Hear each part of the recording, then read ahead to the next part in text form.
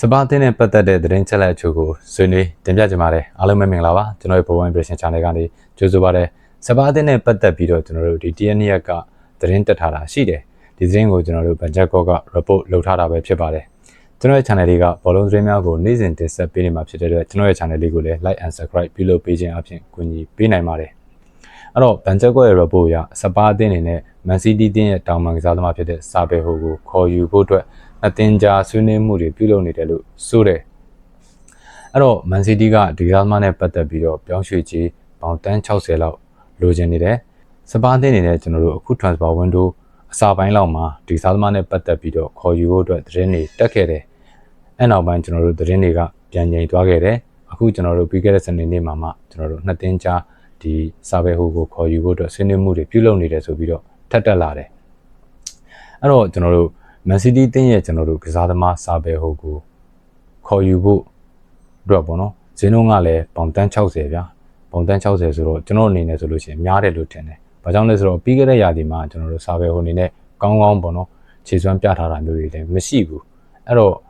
့ဒီပြောင်းရွှေ့ခြေဈေးနှုန်းတစ်ရက်ကကျွန်တော်အနေနဲ့ဆိုလို့ရှိရင်များတယ်လို့ထင်တယ်။သူတို့အနေနဲ့စပါးအသင်းအနေနဲ့ဗျာတကယ်လို့ပေါ့ဒီတန်း60တဲ့3နာထက်စားလို့ရှိရင်ကျွန်တော်ကတော့ဒီအာဆင်နယ်ကစားသမားကျွန်တော်တို့မာတင်နယ်လီကိုခေါ်ယူတာကသူ့အတွက်ပိုကောင်းလိမ့်မယ်လို့ထင်တယ်။ဘာကြောင့်လဲဆိုတော့ပြီးခဲ့တဲ့ရာသီမှာဗျာမာတင်နယ်လီအနေနဲ့ဒီအကောင်းဆုံးခြေစွမ်းတွေပြသထားခြင်းမရှိဘူး။ဘာဖြစ်တယ်ညာဖြစ်တယ်ဆိုပေမဲ့လည်းဒီအာဆင်နယ်အသင်းအနေနဲ့ပေါ့နော်တချို့နိုင်ပွဲရလက်တွေရတာကမာတင်နယ်လီရဲ့ပေါ့နော်အားတာတဲ့အချက်တွေကြောင့်နိုင်ပွဲရလက်တွေရတာပရီးမီးယားလိပြီးခဲ့တဲ့ရာသီမှာအာဆင်နယ်အသင်းကပရီးမီးယားလိချန်ပီယံဖြစ်တာကလည်းမာတင်နယ်လီရဲ့ဘယ်လိုပြောပြမလဲကောင်းတဲ့အချက်တွေကြောင့်အများကြီးပါတယ်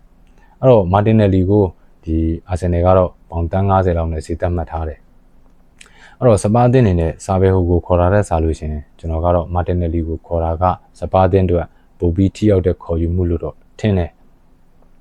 နောက်ပြီးကျွန်တော်တို့စပါးအသင်းအနေနဲ့အခုကျွန်တော်တို့ transfer window မှာငွေကြေးအများဆုံးသုံးစွဲထားတဲ့အသင်းတစ်သင်းမှာပရီးမီးယားလိမှာငွေကြေးအများဆုံးသုံးစွဲထားတဲ့အသင်းတစ်သင်းမှာအခုချိန်ထိပေါ့နော်အခုချိန်ထိငွေကြေးသုံးစွဲထားတဲ့ငွေကြေးအများဆုံးသုံးစွဲထားတဲ့အသင်းတစ်သင်းကျွန်တော်တို့ဆန်တိုဒိုနာလီကိုတန်း100နဲ့ခေါ်တယ်မဒီယဖာနန်ဒက်ကို85တန်းနဲ့ခေါ်တယ်နောက်ပြီးကျွန်တော်တို့ဘန်ဟက်ကီကို52တန်းနဲ့ခေါ်တယ်အဲ့တော့ဒီကစားသမား3ယောက်မှာတယ်ဗျာကျွန်တော်တို့စုစုပေါင်း total 238တန်းအဲ့တော့ဒီ238တန်းအဲ့တော့ကျွန်တော်တို့ထားပါတော့တန်း240ပဲထားကြပါစို့တန်း240ဝန်းကျင်လောက်ရှိတယ်နောက်ပြီးကျွန်တော်တို့စနက်စီတို့ရောဘန်ဆန်တို့အဲ့နေရာကိုလည်းကျွန်တော်တို့အလွတ်ပြောင်းရွှေ့ခြင်းနဲ့ခေါ်ထားတယ်နောက်ပြီးဒီဂိုးသမားတယောက်ကိုလည်းစပါးတင်းကခေါ်ထားသေးတယ်အဲ့တော့စပါးအသင်းအနေနဲ့ပြီးခဲ့တဲ့ယာတီ2ရာသီဆက်တိုက်ပေါ့နော်အစင်းဆက်ခွန်နဲ့ယာတီသိမ်းခဲ့တယ်